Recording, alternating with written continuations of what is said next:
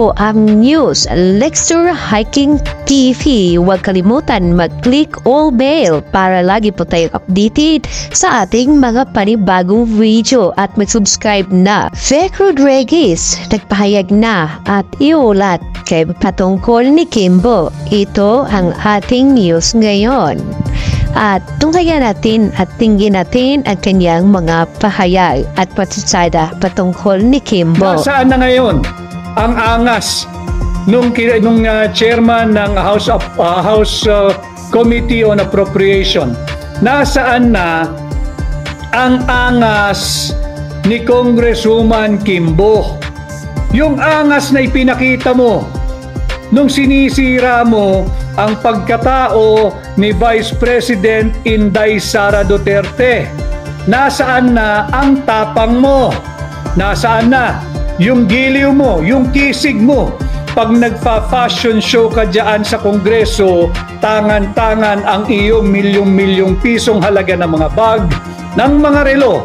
Nasaan ang tapang mo? Bakit hindi ka ngayon humarap at magpaliwanag sa sambayan ng Pilipino saan ninyo dinadala ang daan-daang bilyong pisong pera ng mamamayang Pilipino? Yan ang sagutin mo at wag mo kaming bigyan lamang ng salitang meron kang rush.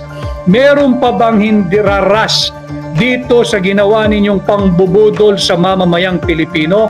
Isang tanong lang. Hindi, ayaw na magpa-interview naman. May iba to ko lang yung tanong. Paraan. Kung Stella, May issue ko. Nagmamadali lang siya. nagmamadali. Pasensya na. Nagmamadali lang siya eh. Pero yung sa blank... Nagmamadali lang siya. Ay, nagmamadali lang siya. Okay. Mamaya na, may... Sa Monday na lang ha. Monday? Babalik siya eh. Okay. An explanation lang po dun sa blank pages po. Nagmamadali lang siya Sorry. for the next event. Yeah, we were waiting yesterday, ma'am. Ma'am, kindly explain daw po yung an explanation lang po sa blank pages po.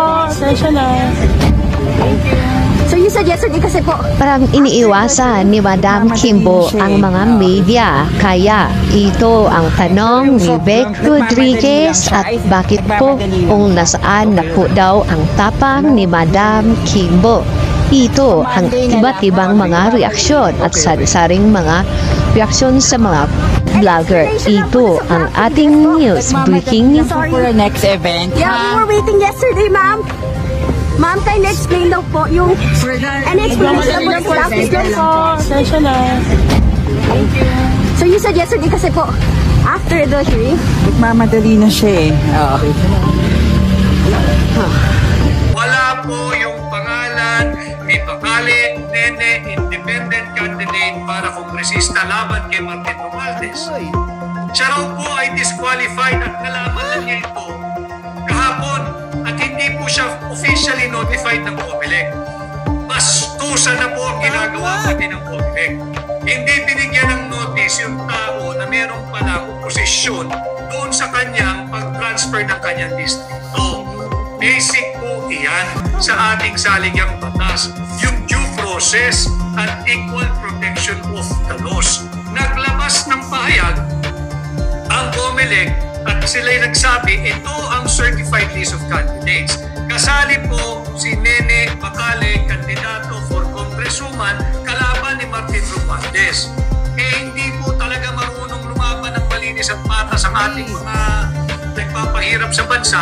Tinanggal po nila si Nene Bakale bilang opisyal na kandidato ayon sa COMELEC.